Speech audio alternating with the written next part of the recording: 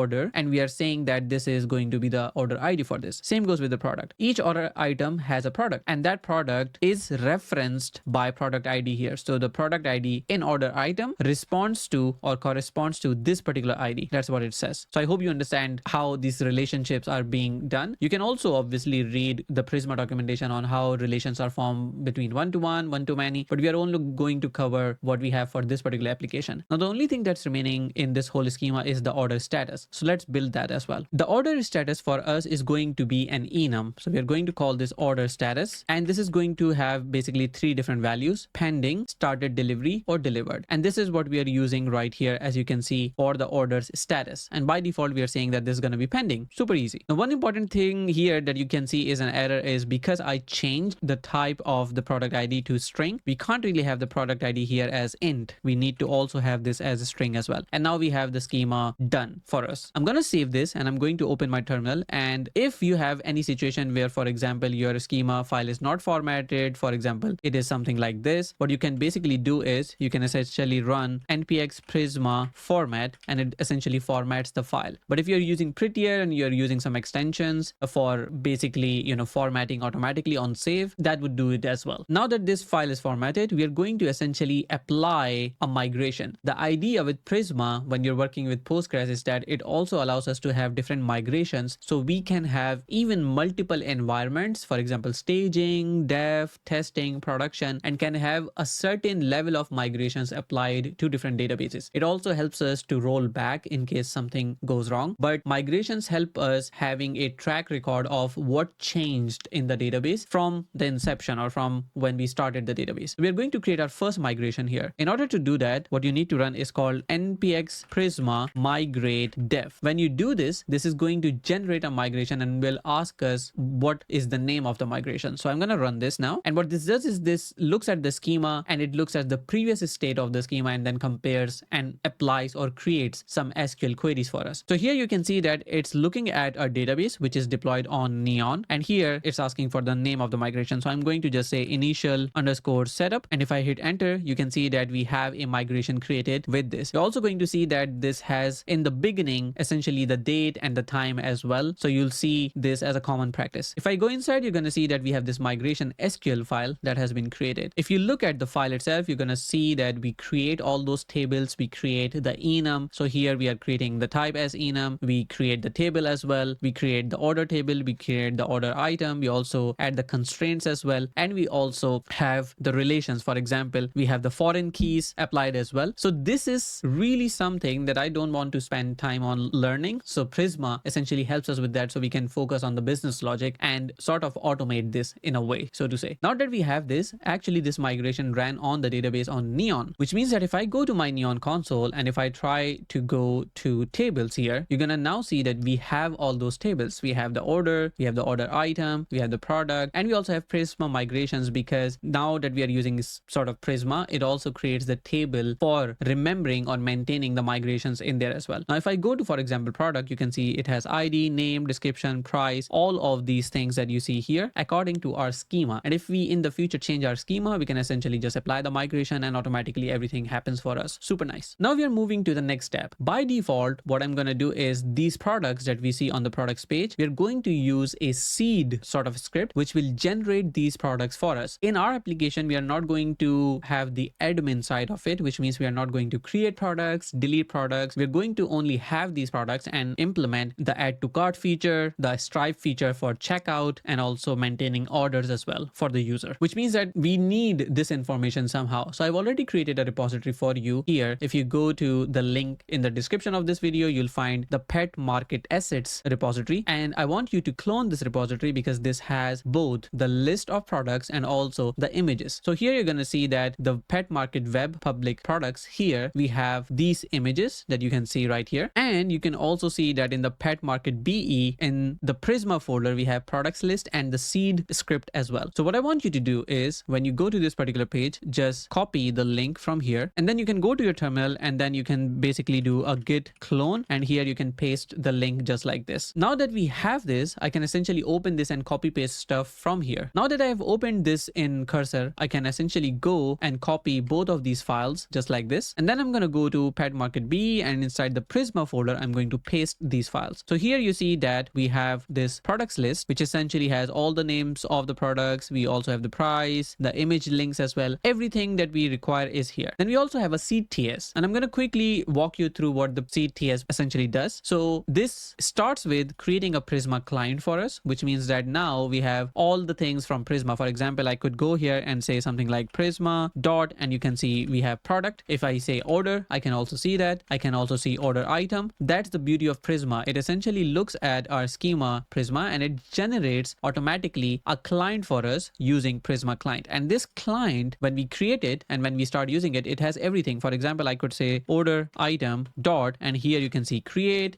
many. You can say find first. You can say find many. That's the beauty of it. I can just use JavaScript to essentially run SQL queries behind the scenes. Now that we have this, let's have a look at what this does. If you look at here, this essentially first tries to find the products in the database. It calls them existing products. Then it essentially extracts out the existing products IDs or existing price IDs, so to say, because in our products list, every item has a unique price ID. So it looks at the database items, takes out the existing price IDs, and then it checks from our hard-coded product list, which is this one. It checks for each item if it's already in the database or not. If it's not in the database, then it creates it. So it takes one item at a time and then maps it or creates it in the database just like this. And then it logs this value created product. Once this is done, it essentially says seeding is finished. So I'm just going to save it at the moment. Now, if we go back to our tables here, you're going to see that the order item, product, none have any items here so far. So what we are going to do is to enable this seed file via the Prisma process. And by that, I mean, I'm going to actually look into the PetMarket BE and the package JSON inside here, which is this one. I'm going to bring this a bit down. And in here, just above or just below NX, we can essentially start typing Prisma. And here we are going to define the seed TS. So here you can essentially say seed. And here I'm going to tell it what command to run. And the command to run here is going to be npx ts node. Since we are going to run the seed TypeScript file, I want TypeScript node to run this file. And here I can say prisma/seed.ts. And that's pretty much it. Now you need to understand that when we are running this particular command, we need to run it from the PetMarket BE folder and not from the top of this workspace. So I need to be already inside PetMarket BE and then I can run the seed command. So if I look at my terminal, I'm already in apps/PetMarket BE. So I'm not in the PetMarket folder, not the workspace, but actually inside the backend apps folder. Here I can run npx prisma db seed, and this will essentially go look at the package JSON and will run this particular command, as you can see right now. And you can see that now it says created all these products for us. Now if I go to my Neon database and if I just refresh this, you're going to see that we have all these items created for us. Yay! And when you want to do this again, for example, you change your database or you start running this on Docker locally, you can essentially just run the seed command. And if these items are not in the database, they're just going to be created. So this is how easy it is to do so. And you can also always create more migrations just like this. Well, great. This is one of those points where I like to remind myself that I am a developer and I should always commit my code so I don't lose the progress. So that's what we are going to do here. We're going to just say git add dot. Here we can say git commit, and we can essentially say feed Prisma, and here we can define that we add, or we can say in the first person, add Prisma and database config. And here we can say added Prisma to the project. We can say added seed.ts, added the product lists, and we can say set up NestJS app. There we go. The next step for us is to actually use GraphQL. Since I mentioned we are going to be using GraphQL, so we need to create APIs that can get the data from the database via Prisma via GraphQL. So we need to set up GraphQL in NestJS application. So we're going to go to NestJS documentation and do a control K, and here we can say GraphQL, and you should be looking at getting started with GraphQL TypeScript. And if you look at the top, we can see that this is the first command that we need to run. And I already can tell you we are probably going to face some issues with conflicting dependencies, but we are going to fix them anyways. So let's quickly copy this. I'm going to go back to my terminal, and here here, I'm going to go back to the workspace top. So I'm right now in the backend folder. I need to do cd dot dot slash dot dot slash. Now I'm in the PetMarkt folder, which is the workspace folder. And here I can run this command. All right. So you already see that we are facing this issue with the dependencies. The issue here is that what I'm trying to install right now, NestJS GraphQL, Apollo, all of these things actually require a higher version of NestJS Common, which is 11.0.1. While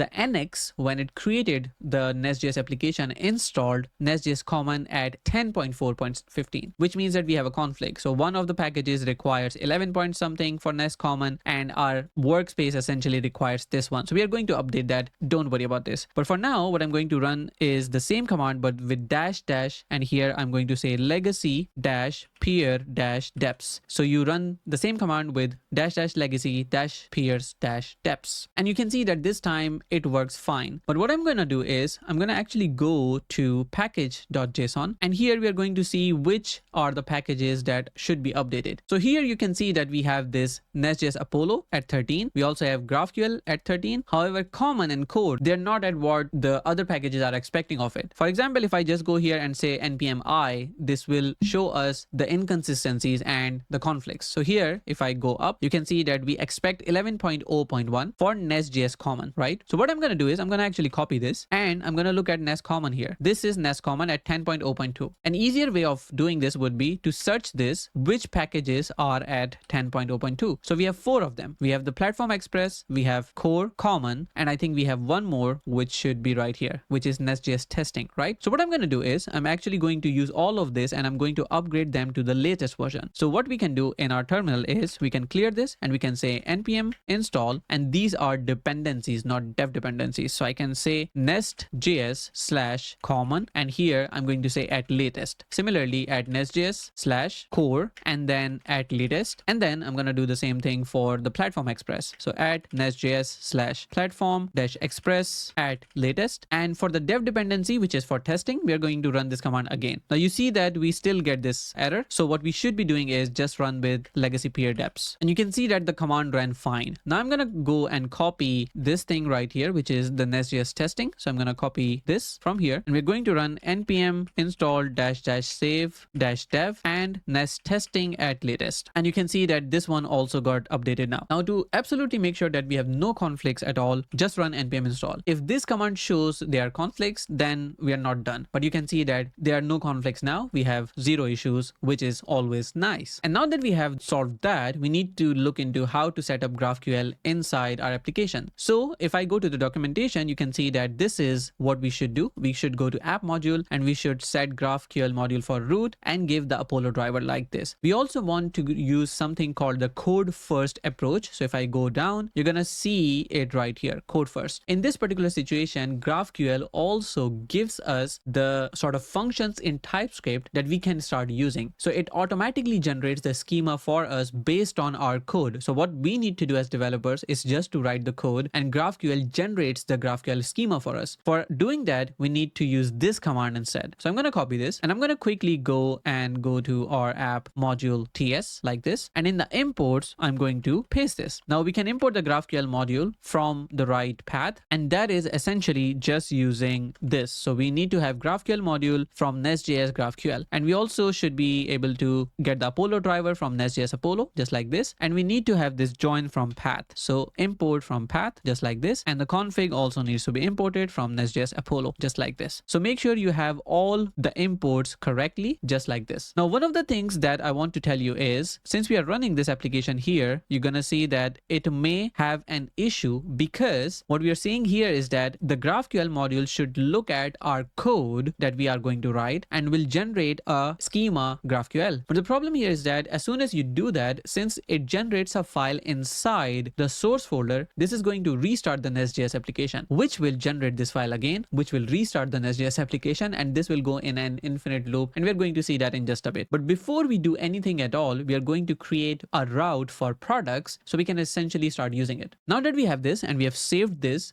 we need to create a resource in order to go forward. So for that, you need to actually be in the folder where you want to create the resource. A resource can be HTTP, GraphQL, WebSockets, etc. So I need my resource to be inside this app folder, and inside here we're going to have a products folder, and inside we are going to have the resource files. So what I need to do here is I need to do cd apps, and we're going to say PetMarket BE /source/app. So we are in here now. Now what I'm going to do is I'm going to run nx generate resource, and here I'm going to say products/products. I'm giving this products because I want to create a folder here and then inside the resource. So I'm going to hit enter here, and you can see that it asks which generator I should use. I will be using the nx/nest resource. Now it asks what layer we want to use. So we are not using the REST API, which is HTTP. We're going to go with GraphQL code first. And then I'm going to say yes to generating the CRUD entry points because I want the boilerplate code out of the box. And you can see that here it created all those files. So if I go to products, I can see the products module, resolver, service, etc. All of those things are here. And in the app module as well, you're going to see that the products module has been imported. Nice. So if I start the application, you're going to see that we are probably going to go in the infinite loop. So if I say nx serve pet market be, and now you can see that this is an infinite loop because it always goes inside this source folder, creates the schema.gql, which essentially registers as something changed, and NestJS then restarts the server, and this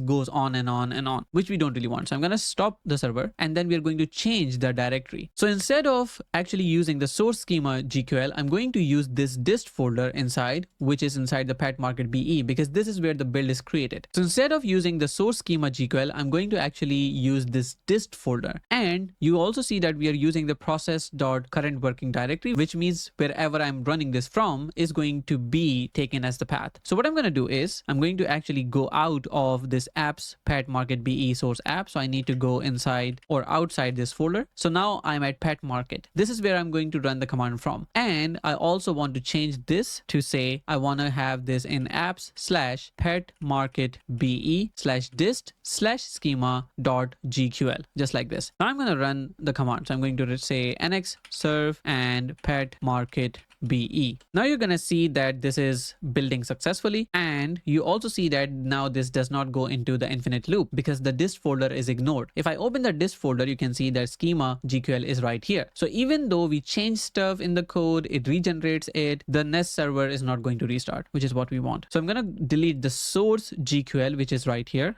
So let's delete it. And now we can proceed. Since we have the application running on localhost 3000, we can actually look at the GraphQL playground as well. So if I go here, you can see that this is what we have. But if I go to localhost 3000/GraphQL, this is where the GraphQL playground is there. And you can essentially basically run this get products query. If you go here and look at the docs here, you can see that this is what we have. We have products, which get multiple products. We have product, which will return one single product. And then we have create product, update product, remove product. Where is this coming from? If you go to the source app products and you go to resolver, in the case of having a GraphQL query, we don't have controller. We have a resolver. And we have service here, of course. So the resolver here has either queries or mutation. Queries are used to fetch data or to get data. So the front-end application, it requires the list of products, is going to use a query. And if it wants to create something like an order, it is going to create a mutation or use a mutation. So here the query essentially is called products, which goes inside the product service, find all, and it essentially gets everything from there. Similarly, we have a query for a single product. You can also see that this one has a product array, which means it returns an array of products. And here you can see that this returns a single product, just the single one. Now, ideally, I should be able to run this command and it should return the products, but that's not what's going to happen. If I click play, you can see that it says cannot query field ID on the type product, because the product we have in GraphQL does not know anything about Prisma or our schema there. What does this know about then? If you go to entities and product entity, this is what a product is. It just has an example field that is of type number, which means all I can have is the example field, but this is not what we want. We want to have a product similar to what we have in the Prisma schema. And if you go even to the service, you can see that the find all method just returns a string. It does not even return a product array. So we need to implement all these features. So what we are going to do is, instead of this entity, we are going to replace it with what we want a product to be. So I'm going to just paste it, and you can basically take your time to pause and then copy the values from here. So it should look something like this. It should be a product which has the ID. We're going to change the ID from number to string, as we said in our Prisma schema as well, but it should have a name, description, price, image, stripe price ID, is featured, created at, and then updated at. Let's first change the type to string, and we are going to change this to string as well. We're going to remove the int from here. Then we are also going to change this is featured from being a boolean null to just being a boolean, and we are going to also remove this null label true from here. And that's pretty much it. This is what we want as the product entity. When you save this, you're going to notice that the schema GQL automatically generates based on this information. So if I go here, you can see this is the type of product that has been declared now, which is awesome because all we need to do is to change the entity and GraphQL automatically updates the schema GQL. And for this to work, you need to have certain type of names of your files. For example, this is product.entity. So you can have product.entity. I think you can also have something like product.model.ts, and GraphQL sort of plugin automatically picks it up for you, which is really nice. Now, when we have this, we can now go to our playground and hit play, and you can see expected iterable but did not find one for field. So even now, when we have the right schema, which you can see right here, and you can see that this has been updated with our changes to the product entity, even then it doesn't work because the service still returns a hard-coded string. That's not cool. So we need to go and we need to update this service to not return this hard-coded string, but rather products from Prisma. And to proceed with this, we need to create a Prisma service, so we can create it once and then provide it for all our applications. So what we're going to do here is we're going to go and create a folder inside app. We're going to call it Prisma, and here we're going to first create a Prisma module. So here we can say prisma.module.ts, and inside here we can start by saying module, which is from NestJS common, and inside here we can define the providers and the imports as well. So here let's say providers. We're going to have an empty array, imports, just like this, and then we are going to say export class Prisma module, just like this. Now what we can do is we can create a Prisma service. So let's say prisma.service.ts, and inside here I want you to paste this code. So we have an injectable service in NestJS which can be injected into controllers or resolvers. So we are saying here that we have a Prisma service which extends the Prisma client, and then it implements on module in it. So when this Prisma service is called the first time, it's going to connect with the database, just like this. Then we are going to essentially export it so we can use it. So I'm going to save this file. I'm going to go to Prisma module, and here in the providers, I'm going to say Prisma service, just like this. And we also need to export it. So we are going to say exports, and here we can say Prisma service. There we go. Now we're going to save this. Now we can go to products, and we are going to go to the module here, products module, and we're going to import the Prisma module. So here we can say imports, and here we can say Prisma module. Now that we have this, we are going to go to the service here, and here we are going to go and say constructor, and in the constructor we are going to essentially import the service. So in the constructor parenthesis, you can here say something like private Prisma, and here you can say Prisma service. For those of you who don't know, this is essentially called dependency injection. So we are essentially adding or injecting one service into another. We are importing or injecting the Prisma service into product service, and now I can access this service by saying this dot Prisma dot, and then I have the whole Prisma for me. I can say Prisma dot order, order item, product, all of these things which I also showed you in the seed.ts file. So everything is available here. So I'm gonna just cut this, and now for the find all I need to do is to go here and say this dot Prisma dot product dot find many, and that's pretty much it. All I need is exactly this. If I save this now, go back to my playground, and I hit the play button, boom, see, we got the data, and this is from the database. So here you can see all of the items from the database, and the beauty of GraphQL is that you can define what do you want. If I remove like a bunch of things from here and hit play, you're gonna see exactly those properties. So now I only have ID and name with this. And there's one issue with GraphQL Playground, unfortunately, and that's why I hate using it, is that you see these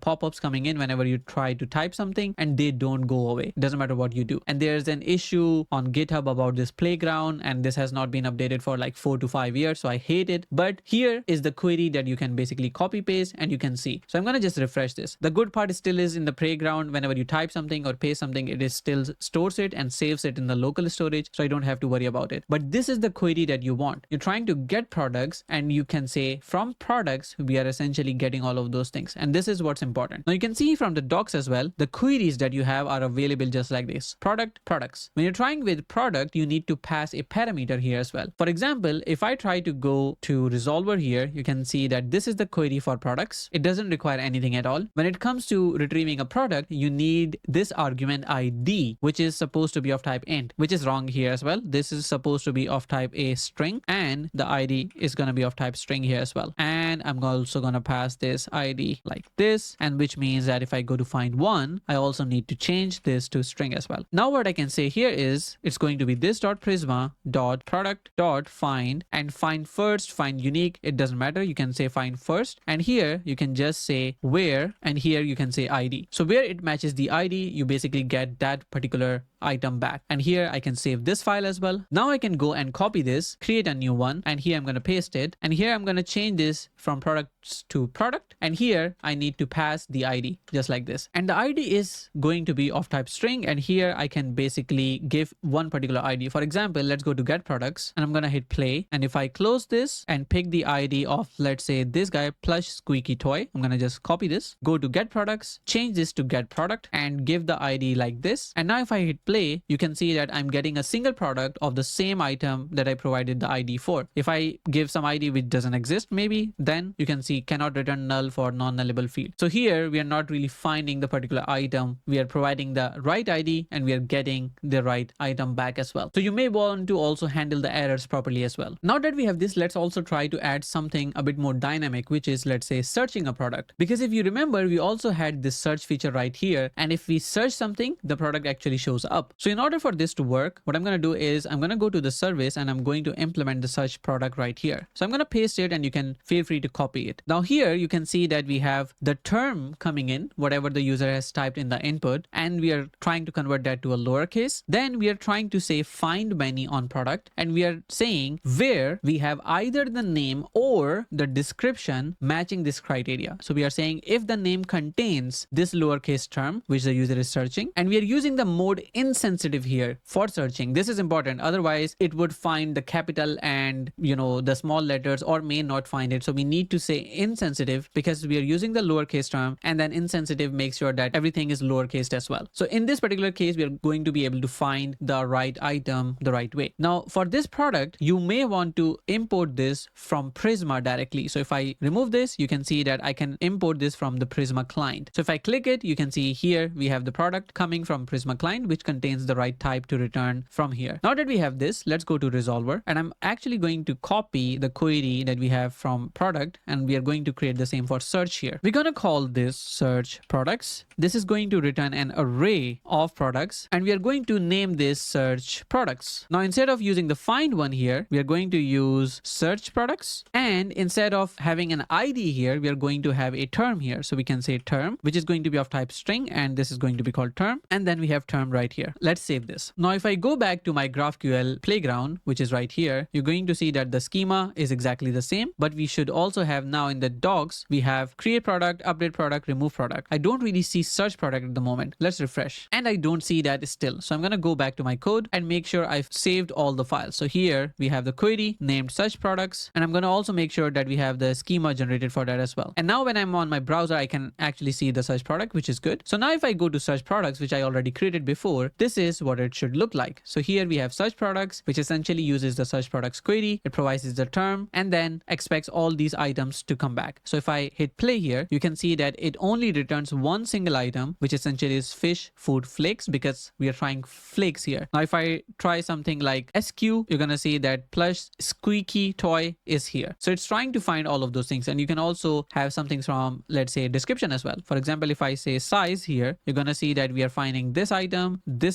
and you can see all of those. So here the size word hits is right here, and here you can also see size right here as well. Nice. So we have a GraphQL API at least that starts working now. Now that we have this created, I don't want to jump into creating the orders and the order item, etc., because it requires a bit more. It requires a user to be there. It also requires the checkout process, and I don't want to go into that until we reach that point. From here, we are going to actually jump into creating the front end for our application and having an Angular application set up in the project. So let's start doing it. For that, you need to go to the NX documentation for Angular, or if you just try to find @nx/Angular, you're going to find this link. Once you go down here, you're going to see that it has a similar process to NestJS, which is essentially adding the NX Angular. In the case of NestJS, we added NX/NestJS. So I'm just going to copy this. And before we do something else, I'm actually going to go and commit the code. So we can simply say git commit -a npm, and here we can say feature, we can say products, and here we can say add products on backend. Here we can say setup GraphQL API for products. Great. Now we can go ahead and create the Angular application. So here I'm just going to say nx add nx Angular. And I can already tell you that once we run this application, we're going to be a bit sad of what it says. And here it is. You can see that the nx Angular plugin does not yet support existing TypeScript setup. See the error above. And if I did not do my research already, we would probably spend, let's say, half an hour on actually trying to find how to make it work. But I can already tell you that this is something that NX is going to support in the future, does not at the moment. And the way to actually make it work at the moment is that we are going to go to our TypeScript file, and you may find this a bit funny and hacky, but it is what it is. So you're going to go to the TypeScript config base JSON, and here at the very end, you're going to try to add something called declaration false, and that's pretty much it. Now I'm going to run the command again, and now you can see that it actually worked. Now I'm going to tell you why that's the issue and who told me to fix this. And that is this issue that is on NX available and it's open still, which is problems with empty workspaces. So when we have a workspace where we want to add Angular, we have this issue that you can see right here. And if you go down here, you're going to find that we have this particular comment that actually helped me. If I go all the way down here, so we have to add declaration false to ts config base JSON, and then we can make it work. But we also want to have this compiler option set correctly. So I'm going to have to copy all of this, and I have to make sure that when we go to the Angular application, we are going to add this into compiler option. So now we don't really have an Angular application. We are going to create one. If I go back to the documentation for Angular, you can see that this is the command we need to run: nx generate nx Angular app, and then we can give it the path inside apps. So we can go here and say nx generate at nx/Angular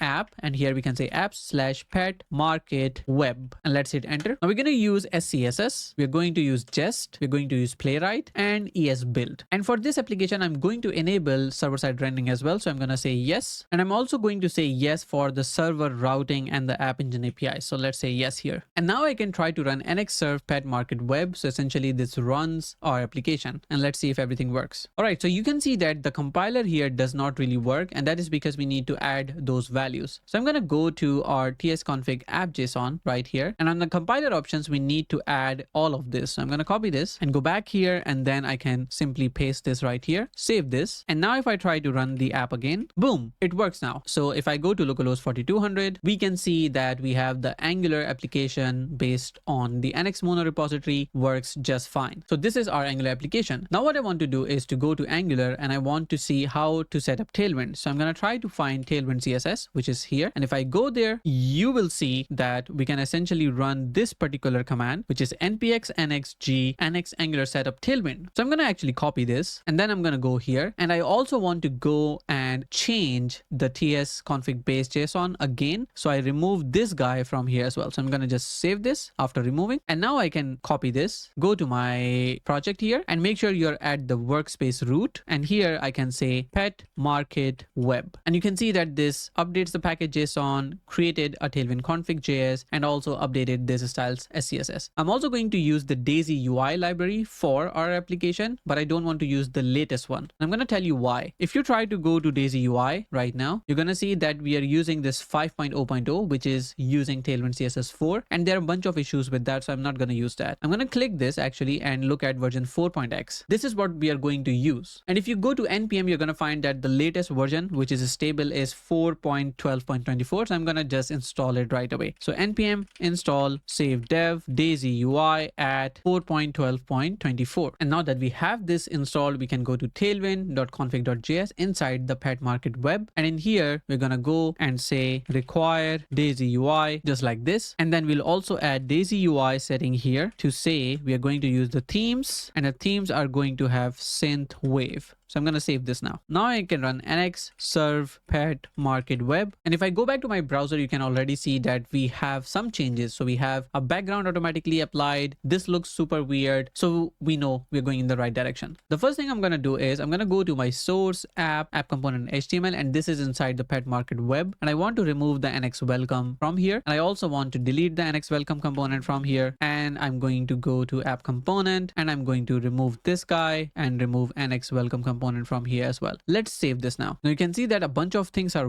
basically breaking. Why is that? Get or create Angular server app is not a function. All right, so I'm gonna restart the server, and I'm also going to do Control-Shift-P, restart extension host, because it seems like TypeScript is not really picking up some of the packages here for some weird reason. Now I'm gonna run this serve command again, and there we go. Now if I go back to my application and refresh, you can see that the app works and we don't really have anything to show, but we are going to start implementing those. The first thing that we are going to do is to create the header component. So I'm gonna go and add a new tab here. Then I can quickly go and say cd apps PetMarkt web, and inside there I'm gonna go to source app, and now I can say NxG component, and here I'm going to say components slash, and here I'm going to name the component. So here header slash header. Now I'm going to say NX Angular component right here, and now you can see that I have this components folder, and inside header component, and then we have the header component here. Now you're going to notice that it here generated the CSS file and not the SCSS file, while we actually told it to use SCSS. So I'm going to try to find if something went wrong. Inline style language is SCSS, okay, and this is also SCSS, but then it seems like the NxJSON here may have the wrong configuration for SCSS. So here it says Angular application uses SCSS, and you can see here it says, yeah, component has CSS. That's wrong. So we're just going to save this now, and then we are going to also rename our component. Let's go there, source component header. We're going to rename this to SCSS, and we're also going to update this guy to also say that we have SCSS instead of CSS. Let's save this. Now that we have done this, you see that we keep getting this particular error, which is the current file is a common JS module, blah, blah, blah. And while this compiles perfectly, it still shows this in the editor, which means I can guess that this is something to do with the editor itself. So what I'm going to do is, after some experiments, I actually figured it out that what we have in the tsconfig app.json, from here, we essentially need to move this to tsconfig.json within the same web folder. So here, we're going to have to put this right here. And now if we save this, go back to the component TS file, you can see that this is gone. So this was a stupid issue that took me, I don't know, like half an hour. So we're going to save this. Now we're going to go to the header component HTML, and we are going to use a template. So what I want you to do is to go to PetMarkt assets and go inside the PetMarkt web and go inside this header component HTML. So just copy this, then go back to the header component HTML and paste this just like this. You have to save this, and then you go back to the component TS, and here you try to import from here the header component just like this. And then you go inside the app component HTML, and just above this, you go and say app header. And then what I want to do is to remove this router outlet and move this inside a main just like this. And we're going to add some classes here. We're going to have container, we're going to have mx auto, we're going to have px4 and py8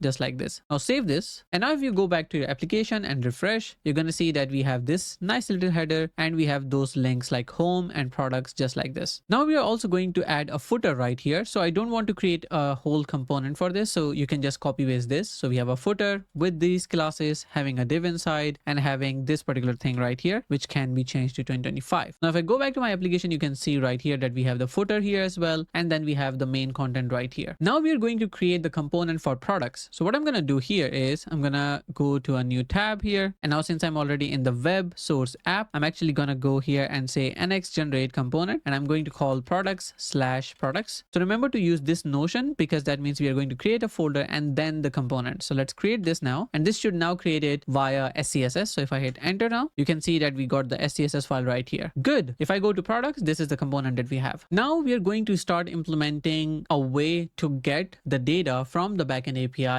and essentially just logging it for starters. So for that, we are going to use two different packages. We are going to use the NgRX signals. So we have the items or these products as signals in our Angular application. And we are also going to use the Apollo Angular package to work with the GraphQL side of it. So I'm going to install these packages by saying npm install. And here I'm going to use add ngrx/signals. And I'm going to use Apollo-Angular just like this. And I hit enter. Great. Now that we have this, let's start creating our stores. So what I'm going to do is I'm going to go to app, and inside here, we're going to say stores. And inside here, we're going to have product store. So here we can say product.store.ts just like this. I'm going to start creating the store here. So I'm going to say export const product store equals, and we are going to have a signal store just like this. And we're going to start importing it. So we are going to import from NgRX signals, and we are going to say signal store just like this. Then we are going to define what the store looks like. The first thing I want to say here is I'm going to provide it in root. So we only have one instance instance here. So we can say provided in, and here we can say root. And then I can start defining with state. So here we're going to say with state, just like this. And we're going to define the initial state here. So we can say const initial state equals, and we're going to say products, which are going to be an empty array in the beginning. Let's also define an interface for the state. So I'm going to say export interface product state. It's going to have products, and we're going to be importing the product directly from Prisma. So we can say product, and we are going to try to see if Prisma client works here. So I'm going to say here from, and here we can say at Prisma/client, just like this. And then we are going to say we're going to import the product from here, right? And this is going to be of type products array. And I'm also going to say we are also going to have featured products, which are also going to be product array. Then we are going to have loading, which is going to be of type boolean, and then we'll have error, which will be a string, or null. So here I can also define that this initial state is going to be type of product state. We have products, we have featured products as empty string, as empty array. Then we have loading set to false, and then error set to null. Now we're going to say that initial state is going to be passed to with state, just like this. And then we can start typing with methods. So here we are going to define the methods which will fetch the GraphQL APIs. So what we want to have in the top is we are going to import Apollo and GQL from Apollo Angular. We are going to provide Apollo to the signal store as well, or inject the service, and we are going to use GQL to create the GraphQL queries. In the methods, we are going to have first the store, then we are going to also import Apollo. So we can say Apollo equals inject, and we are going to inject the Apollo service just like this. And then we are going to use an instruction just like this. So I can imagine that there's so many brackets, it gets confusing, but just have a close look at this, especially with the colors, and then copy the same thing. Now we're going to call this load products as the name of the method that we want to try or use to get the GraphQL data. And what this function will do is it will first say that the loading becomes true. So we are going to use something called patch state, and this comes from NgRX signal. You can see right here. And then we are going to define what this changes. So first we pass the existing store here, and then we say the loading is going to be set to true, just like this. Now we are going to start using Apollo to essentially make the query. So here we can say Apollo dot, and we are going to use watch query, and we're going to define what kind of data would come back from this. So we already know we are going to get back products, and we know that by going to the playground, and here when we try to do get products and hit this API, ooh, it looks like the backend is down. So let's open the terminal and make sure that the backend is running. So I'm going to run the backend, and now if I hit play here, we get this object, which is products. So this is most important. So we go back to our code in here, and we say that we are going to get an object back, which will have products, and they're going to be of type product array, just like this. Then here we need to pass an object which has the query here, and we need to now provide here a query. So we are going to create a query first up top here. So we are going to say const get products, and here we are going to say this is going to be of type GQL, and here we can define what the query looks like. Now we already have the query in the playground. We're going to go to the playground, and we are going to just copy this thing from here, and you can obviously type this if you wanted. So you can also type this as well, but this is our get products query. Now what I'm going to do is I'm going to pass this query just like this, because this expects us to do exactly the same thing. And from here we can essentially say value changes, and we're going to say pipe, and in the pipe we are going to use the tap method, and inside here we're going to pass two things. We are going to pass the next, and we are also going to pass the error. In the next stuff we get back the data just like this, and that would return a patch state, which will patch the state just like we did here. And apart from that, we'll also have an error which will contain the error, and then we'll also do a patch state here as well. Now the patch state here in the next would first have a store, and then what we'll patch actually is this. We're going to say the products are going to become data dot products, because we are going to get back this products here. So the data essentially contains the products. So we assign it to our products array just like this. Then we are also going to make loading false. So we start the loader here, we make the query, and then we make the loader false. In the case of error, we are also going to give store as the first parameter, but then we say the error, or we say the error just like this is going to be error dot message, and then we also say loading is going to be false just like this. So we'll save this now. And now that we have this, we can actually start calling this API. So what we are going to do is first we are going to make sure that our front end is running, which it is. Now we are going to go to the products component, and we are going to inject this store. So we're going to go to component TS, and here we're going to say store equals inject, and here we can say product store like this. But since we may also have other stores as well, we're going to rename this to product store, and here we are going to then go ahead in the constructor, and here we are going to say something. First I'm going to show you what happens when we use this thing called called after next render. So I'm going to use this method to say this dot product store dot load products, just calling this function. Now we're going to save this and I'm going to go to my HTML so I can essentially show if there are products or not. So what I'm going to do here is we're going to use something called a pre tag, and inside here we are going to render the product store just like this dot, and we should be getting some IntelliSense here, but I'm not really sure why we don't. But we are going to go here and say we're just going to render product store here. If I save this now, let's see what happens. So I go to my application and if I refresh here, we don't see anything because we have not implemented the products thing here. So we need to implement the route. So what I'm going to do is I'm going to go to my app routes.ts, and here we're going to add the route. So we are going to say if the path is products, we're going to say load children, and we are going to say it's a method that is like this, and then we do something like return import, and in the import we are going to say we're gonna go to products/products.component and then dot then. And if you wanted, you could also make this nice but by saying async. So here you can say something like cons module equals import, and you're gonna say await here, and then here you can say return mod dot products component, just like this. Now I can go to my header component here, and I'm gonna make sure that we have router links here, and I'm also going to make sure that we have the router link directive here as well. So I'm gonna import this, save this, and that means I can go to my app and I need to fix more things. First, we need to create a route for home, and then we also need to fix this particular issue for Apollo right here. So what I'm gonna do here is first, since I'm already in the app folder, I'm gonna say nxgc home/home component. We're gonna use nx Angular component, and we're going to go here in the routes, and we're going to define that when we have the path which is empty, and then we have the load component just like this. So we use async here. We say const mod equals, and then we say import, and then we say home/home component, and make sure to have an await here. Then we can just say return mod dot home component, and we also want to make sure that the path match is actually full. So let's save this now, and now we look at why we have this issue. So we were not providing Apollo anywhere, and the reason for that is that we're not really providing the Apollo service anywhere. So we want to go to our app config ts, and in here, just in the providers, we need to provide this thing, which is the Apollo configuration. So we are going to import first, provide Apollo from Apollo Angular. Then we are going to import inject. Then we are also going to import HTTP link, and HTTP link actually comes from Apollo Angular HTTP. So I'm going to actually go here, paste this, and I'm going to say HTTP just like this. And this is going to be HTTP link just like this. Finally, we want the in-memory cache. So what I'm going to do is I'm going to copy this guy, paste it, and in here we have client/cache,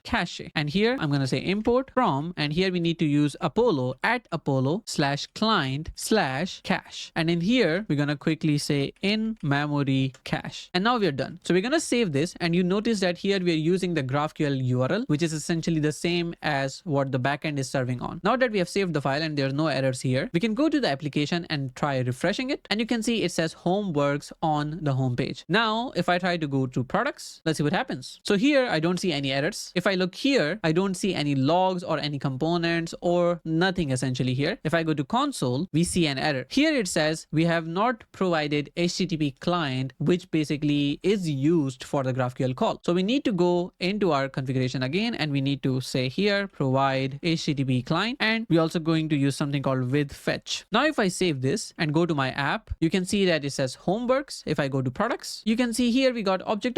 Nice. So we actually got something, but we don't know what that something is. So what we're going to do is we're going to simply go to our products HTML, and here we're going to use a pipe named JSON, and that means we're going to have to import this guy right here in the component TS file called JSON pipe. So we save everything, and now if we go to our app, you see that it's an empty object and it doesn't show anything at all. So do we make the GraphQL call or no? That's the question. If I go to network tab and go to GraphQL, we don't see any calls here. And if we go to sources and we try to go to products.component.ts and we look at this guy and refresh, you're going to see it comes to after next render, and if we hit play, it goes to product store and then load products. So it tries to call this method as it should. If I hit play now, we don't see any data, and here it says attempting to use a disconnected port object, which doesn't make sense. And the reason why we are having this issue is we are trying to make the call. If I go to app config ts, you're going to see that we're trying to do it at /GraphQL. We're not really doing it at the backend URL /GraphQL, which is here, which is localhost 3000/GraphQL. So let's try the simple approach here. So I go here and I go and say here that we're going to have HTTP be localhost 3000 / GraphQL. So I'm going to save this and we go back to the front end application. We hit play, and now we don't see any errors, which means that this should be working. So if I refresh now, you can see that there's no errors. So if I go to the Angular app right here and I try to go to app products, you're going to see we have a product stored here. If I open this, you're going to see that we have featured products, read-only array, and we have load products, and we have products, which doesn't have anything at all. So we did not get anything back from GraphQL. If I go to the playground and try this again, let's see what happens. So this indeed is working. If I refresh now, try this query again, we should get back. So we go to sources, and if we refresh now, you can see that this does come here to the patch state. So it updates the patch state. And I think what we really missed here is a statement called subscribe. That's why this is not being triggered. So if I go back to my store, and here I go to the store, and then if I go here, we need to do a subscription here. So I go here and I say after the value changes, we have a subscribe right here. So we save this and we go back to our application and refresh. And you can now see that this says HTTP localhost 3000 GraphQL 0 undefined. So it did not work. And if we look at the network call, you can already see that the GraphQL here says CORS error. So it does not allow us to go to localhost 3000 GraphQL. So there are multiple approaches here. One, we enable CORS on NestJS Backend, and other is we use a proxy. I'm just going to go and work with the CORS issue so we don't have to deal with proxy in development versus production. So I'm going to go into NestJS and I'm going to search CORS, and here we have the documentation. So here you can see we have app enable CORS, which essentially should allow it by default, or we can also whitelist the ports as well. That should be somewhere around here. CORS configuration object, which is right here. And then you can pass origin as well here. So what I'm going to do is I'm going to go to my NestJS application in the app.module.ts PetMarkt BE. And actually I'm going to go to the main TS here. And just after the app, we're going to say app.enable CORS. And if I save this, our backend server should restart. And now we should have CORS enabled. If I go back to my application now and try to refresh, you're going to see that it comes here. It goes to the Apollo query and it should bring back data. Here you can see we got the data with products, which is the array. So we got all the products here with the description, ID, name, image, etc. And then we can just hit play. And now we can actually loop over the store and render stuff here, which means that I can go to my front end application, and here I can go and instead of using the pre here, we can essentially say if we don't have the product store.loading, right? If loading, then we show some sort of loader, and this is supposed to be a signal. Then we essentially say something like div that says loading. We're going to improve that later on, don't worry. Else if we have product store.error, then we show that message essentially. So here we have a div that says error or product store.error. Else if we have products store.products.length, then we use a ul and li. So ul, and then we can loop over it. So we can say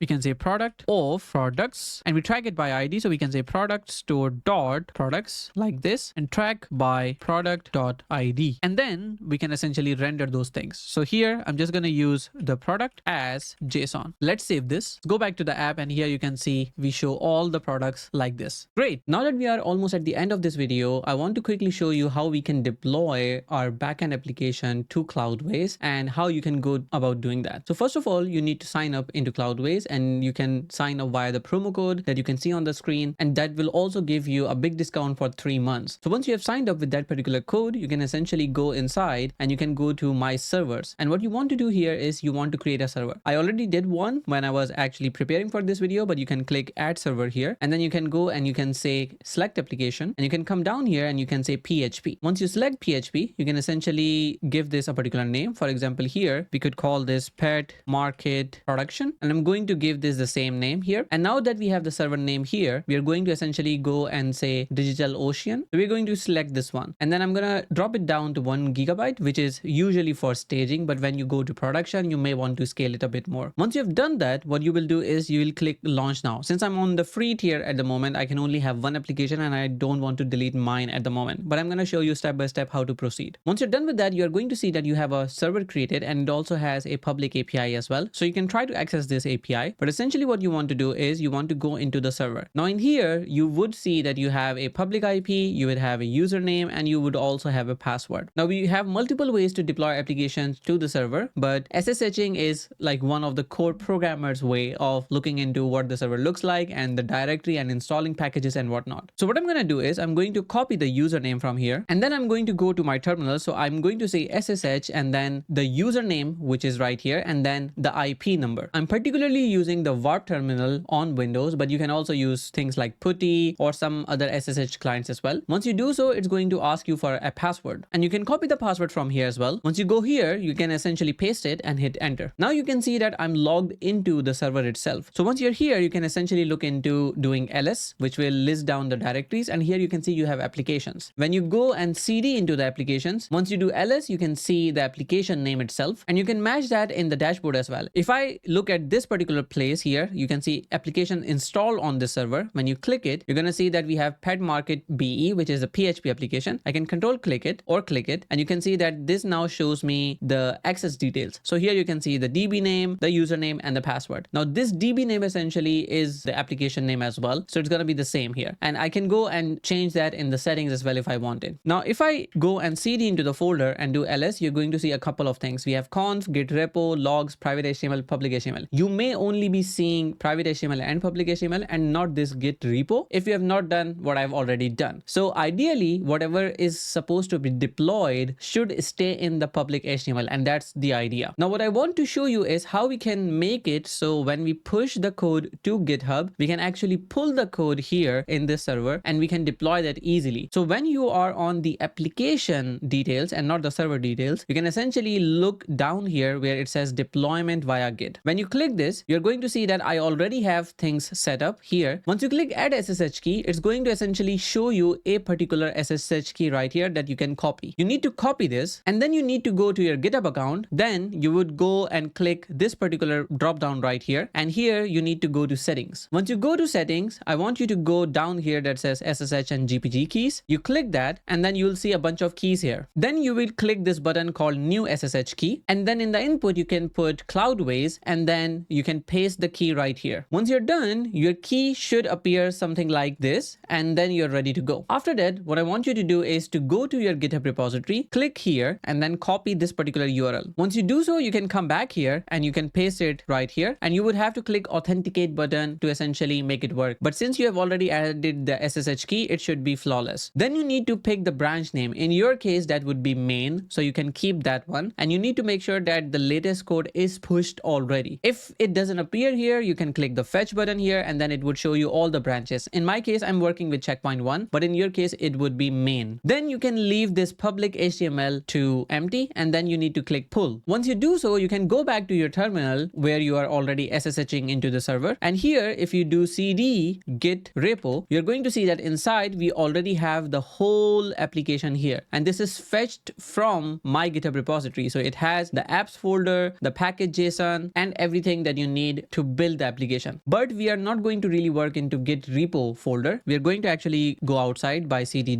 and then we are going to look into the folders here. So here we have public HTML. What Cloudways does is that it also copies the same thing from GitHub repo or the Git repo to public HTML. So if you cd into public HTML and you do ls, you can see that it also has the apps folder. It has the package.json here as well. So all of the things are here. Once you're here, I want you to type node-v, and you're going to probably see that the version installed is 18.x. But for our project to work, we can't really use that. So we need to use an updated version. So I'm using right now 22. And the way I'm able to use that is by using something called NVM, which allows us to install multiple packages or multiple versions of Node.js in a system. And this system that you see right here is Linux based. So we can use the Linux commands or setup to actually install that. Now, if I go to nodejs.org and the download page here, you can see that I can actually get the LTS version just like this for Linux using NVM with NPM. So this is the setup that you're looking for. You essentially would go ahead and copy this curl command, and then you're going to run that in the server. Now, what I'm teaching you right now is actually the core of how you can manage your own server. And if you had a Linux subsystem or a Docker image or whatnot, how you could actually install Node.js and set up and run your own server. So with Cloudways, what you would want to do is to run this particular command. Once you're done with that, you would have to run this particular command. So now if I type NVM, you're going to see that it says command not found. But when you run this particular command, you're going to see that the NVM is going to be available. Now you can see I can run NVM install and a particular version and whatnot. So in our case, we want to run NVM install 22, and that's going to install the LTS version. So you go here, you say NVM install 22. But since I already have installed, I can actually do NVM ls, which is going to show all the node versions that I've installed. So here I have 22.14.0, which is the current one, or which is the default one as well, which means if I do node-v, I actually see the exact same version, which is what we want. Now what I want you to do is to go to this particular gist, and you can can find the link to this in the description of this video. And we are going to do a couple of settings. First of all, we are going to export where our NVM is installed, essentially the npm path. So we can run npm install g, etc. Secondly, we are also going to export the node modules to the bash aliases. Third, we are also going to set the prefix for the npm config, and this is also going to be from the nvm version that we have installed. So make sure that you have exactly everything just like this, but you can replace the version with the version of Node.js that you have installed. Finally, we are going to also create an alias for something called pm2. And once we have the pm2 done, then we should be able to run the pm2 command as well. And I'm going to tell you what pm2 is in just a bit. But once you have actually run all those commands, you can actually run something like, maybe not run vim because you may not be able to get out of it. But if you run something like nano and then bash aliases, you're going to see that we have all these exports here, or at least 3 of those. So you can actually keep these 3 and not the other one. I'm going to probably remove that from the gist. But once you have all of this done, you can essentially press Ctrl X, which is going to exit it. And now we are ready to go with something called pm2. Now, when we talk about pm2, it's actually a way to run a Node.js process which can be managed. So you can start it, you can stop it, you can restart it, you can keep it running. If it crashes, it restarts itself. So it's really good that whenever, for example, there was a wrong API call and that crashed the server, it could still restart it. So what you can do is you can run this npm install pm2-g, and this will install this package globally in your system. Now, once you have installed pm2, you can essentially run pm2-V, and this will show you the version of pm2 that you are using, which means this has been completely installed now. Now, when you look at the repository here, you're going to see the files from the project, but you will also see something here called index.php. Now, this is something that Cloudways has here by default, but we don't need to worry about this. We need to focus on installing the packages and then creating a build for the backend and then basically running that. So the first thing that you should do here is run npm install. Once you run that, you're going to see that there is going to be a node modules folder created just like this, and that means you have the packages installed. You could always go inside the folder by doing cd node modules, and here you can do something like ls-a, and you can see that now we have all these packages installed already. Great. I'm going to do cd ...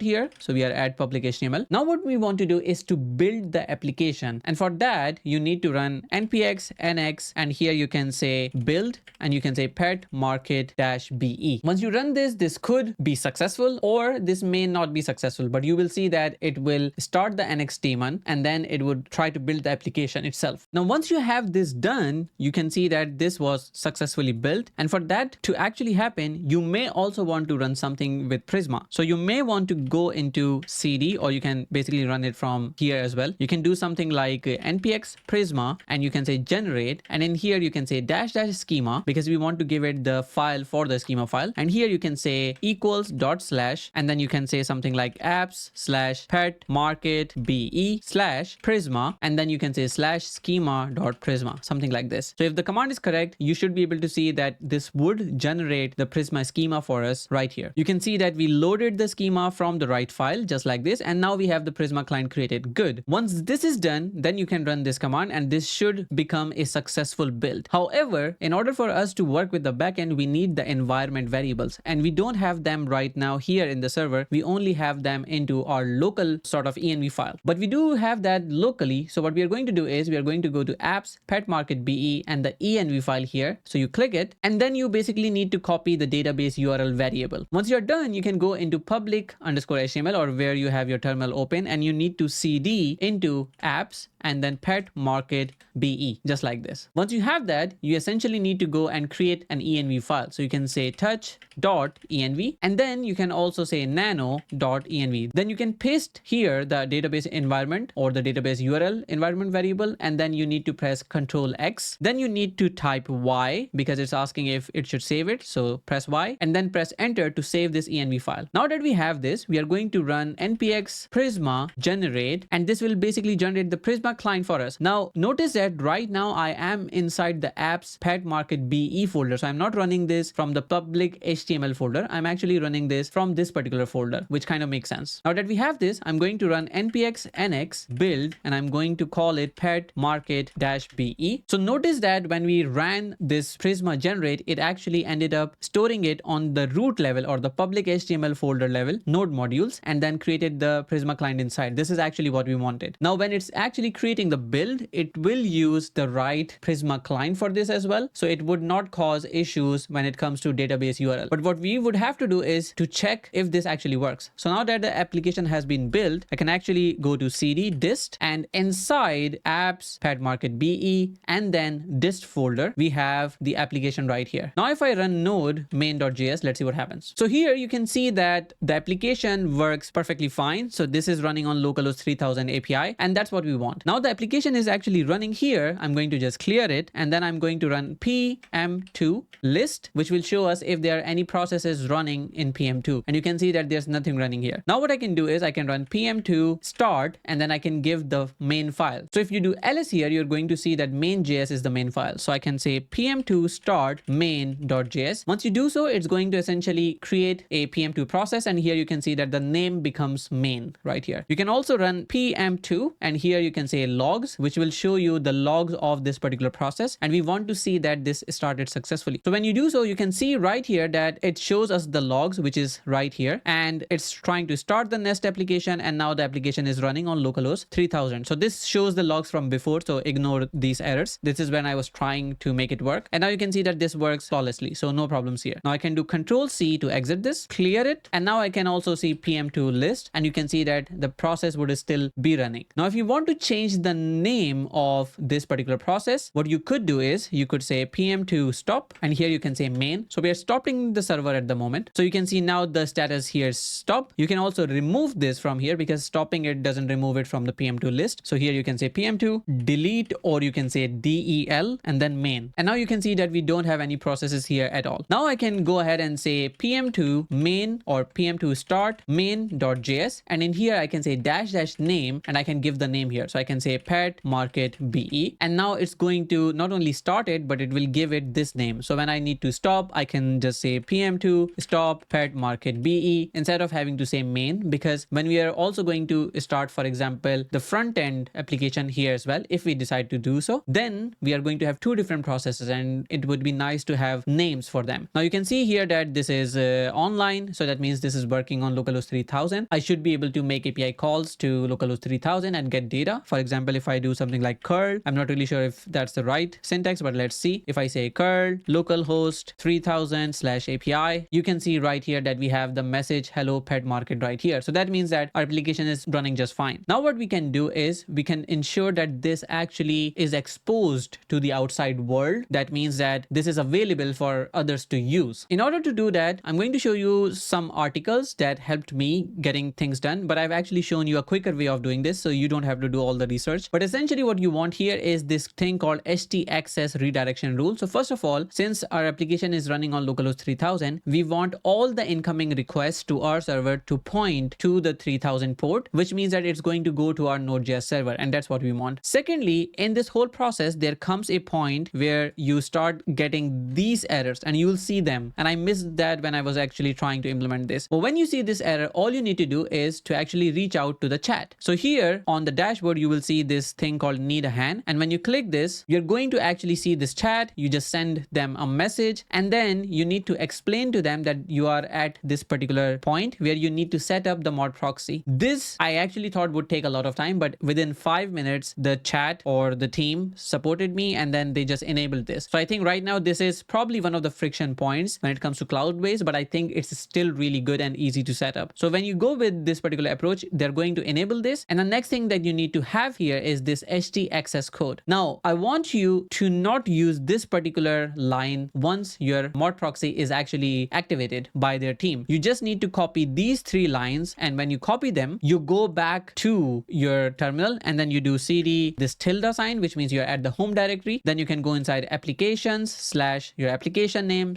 / public HTML. Now here you're going to see that you have this index PHP and some other things as well, but what we are looking forward to is this htaccess. I already set this value, so I'm just going to show you how it looks. So if I do htaccess just like this, you're going to see that it's exactly the thing that I showed you before. So you just need to have all these lines right here. Once you have this file saved, you're going to see that this would allow us to automatically see the application running, and we can actually test it out. And in order to see this live, you need to go back to Cloudways and make sure that you are inside the servers and in an application, which you can also do like this. So you go to your servers, and then you go to your application just like this. And then here you see a URL. You need to click it. And once you do so, you should be able to see something like this. If you don't see this, then you're going to go back to your servers and then you're going to run this again. So you restart, and when you restart, then you would have to come back to your terminal and you would have to go inside CD and you're going to say apps PetMarkt BE/dist. And here you need to run the same thing again. So the same thing as PM2, start main.js and name PetMarkt BE. Once you run that, the PM2 process is going to be up again. So it's important to understand that when you actually restart the server yourself, the DigitalOcean server, that restarts everything. And then you need to just start the PM2 server or PM2 process, which in case if it crashes, it would restart itself. But I think changing the htaccess file doesn't really reflect the changes right away. So you may have to restart the server. Well, once you're done, you can actually see something like this, which means that the API is working, which means that if I go here and say /API, I should be able to see the hello PetMarkt. Nice. And I can also go ahead and see here, if I go to GraphQL, I should be able to see my GraphQL interface here as well. So this is actually running in production. The GraphQL API is here, which means that if I go to my localhost GraphQL, I can actually copy some queries from there and run them in production as well. So if I copy this, go here, and on the production URL, if I just go ahead and paste this, which is the query for get products, and I'm just going to refresh this. And if I hit play, you should be able to see that we get the data. So our backend is actually connected to the database. So cloud backend connected to cloud database, and we can actually start deploying our front end even and connect to this particular backend, which is super